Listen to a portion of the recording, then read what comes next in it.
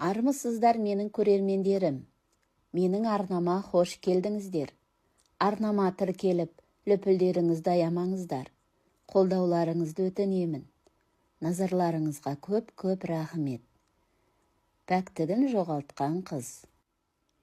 Екінші курс оқып жүрген кезім.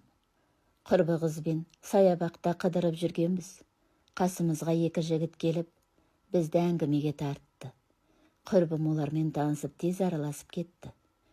Күні бойы сол жігіттермен саябақта қыдырдық. Мен қайтып кетпекші болып едім. Құрбым үзілді кесілді алып қалды. Өзіме қылмыңдаған жігіттердің бетін қайтарып тастадым. Басым бос емес, жігітім барын айттым. Мен олармен ашылып сөйлесе қойған жоқпын. Үндемей келе жатырмын. Өзіңіз көп сөйлемейді екенсіз?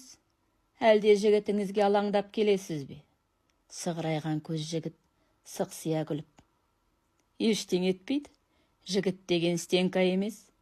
Біразға жылжытып қоя тұрамыз, деп өзінше есерленіп қояды. Енді әрі қарай сөзіміз жараспасын білдім. Әрі қас қарайған кез. Құрбымның қолынан тартып, шетке шақырып. Әсел, үйге қайтайық. Амина, сәл кішкене жүре тұрайық, өтінемін, деп қайтатын ойы жоқ.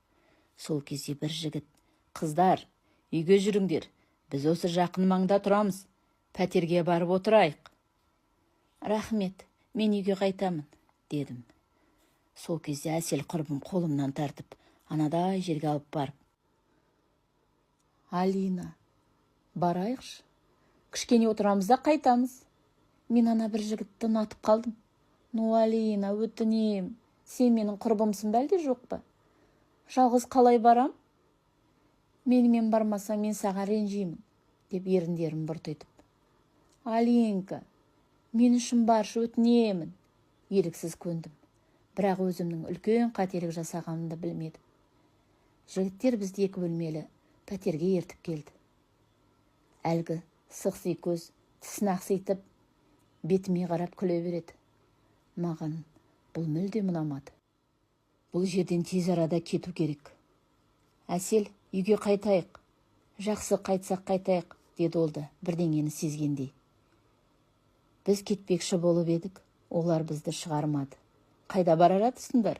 Әлі ерте ғой, отыра тұрыңдар, деп бізді қайтадан отырғызып қойды.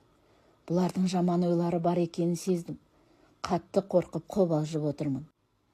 Бір кезде Әсел ұнатқан жігіт құрбымды ертіп басқа бөлмеге кетті. Олар кетісімен сықсиған жалпақ бет жігіт қасыма тақап жаныма отырды.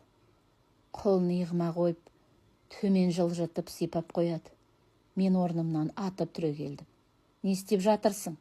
Ал қолыңды. Неменеңе майысып тұрсың? Осыны қалап келдің ғой, деп маған жақындай түсті. Мен бар даусыммен айқайлап жібердім. Айжан! Айжан! Әлгі жігіт көзі сығырайып, ақсия күліп. Айжан келмейді. Ол ләззатқа батып жатыр. Келменде сені рахатқа батырайын. Жоғал, тиіспе маған оңбаған. Ол менің қасарысқаныма қарамады. Қолымды артқа қайырып, төсекке бір-ақ лақтырды. Айжан! Айжан! Көмектес! Бірақ Айжан бөлмеден шықпады. Әлгі сықи көз үстімнен төніп келеді. Мен оның қолынан қыршып тістеп алдым. Ай! Деп жан даусы шығып, аршып түсті де, мені келіп оңдырмай жақтан салып жіберді. Салдаққа асау екенсің. Қазір мен сені үйретейін. Менің шашымнан ұстап, жұдырығыммен ішімнен бір ұрды. Ішімді ұстап бүк түсіп жатырмын. Ауа жетпей, тынысым тарылды. Бірақ әлгі жауыз оған да қарамады. Үстімдегі киімімді жыртып, сол түні менің арымды төкті. Жылап отырмын. Үстімдегі киімім алба-жұлба, жыртылған. Неге жылап отырсың? Ұнамады ма? Сықси көз жігіт темекісін құшарлана ішіне тартып, түтінін будақтатып, сыртқа шығарып, мені кекетіп қояды. Сол кезде екінші бөлмеден құрбым шықты. Оның да жылағаны көрініп тұр. Бет аузына бояу аққан, шашы ұйпа-тұйпа. Мен орнымнан тұрып, Әселді қолынан ұстап, сыртқа беттедік. Сықи көз жігіт. Сағынсаңдар келіп тұрыңдар, ренжітпейміз. Бізден жоқ. Үйден шығып тез құтылуға асықтық. Апыл-ғұпыл аяқ киімімізді киіп сыртқа шықтық. Жаз айы. Таңғы 5-тің шамасы-ау. Көшеде екеумізден басқа тірі жан жоқ. Әсел, айттым саған, қайтайық деп. Енді түріміз мынау. Мен полицияға барам. Мен оны түрмеде шірітем, оңбаған хайуан, деп кектене жыладым. Жоқ, Алина, полицияға айтпа. Айтуға болмайды. Неге? Алина, менің қымбат әпкем осы ауданның полициясында тергеуші болып істейді ғой. Егер полицияға шағымдансақ, әпкем ұятқа қалады. Бірге жұмыс істейтін қызметкерлері мені бәрі таниды. Болмайды айтуға. Өтінем, Алина. Бұл жағдай туралы ешкім білмесінші. Ортамызда қалсыншы, өтінем. Ал енді жігітім бетіне қай бетімен қарайым? О маған сеніп жүр ғой. Амина, білесің бе? Қазіргі заманда қыздық перде деген түк емес. Ана жолы бір журналдан оқып қалдым. Қыздық пердені қайта тігіп береді екен. Ақшам болса болды. Енді бәрін ұмыт. Болғанның бәрін түсіңдей көр. Уайымдама, бәрі жақсы болады, деп мені жұбатып қояды. Енді екеумізді мына түрімізді ешкім көрмей тұрғанда үйге жетіп алайық деп, екеуміз үйге асықтық. Көп замай жігітім Дәулет тұрмысқа шығуға ұсыныс жасады. Қуанышымда шек болған жоқ. Ұсынысын қабыл алдым. Бірақ ішімде ол білмейтін құпия бар еді. Ол одан бейхабар. Оны алдағым келген жоқ. Бар шындықты айтқым келді.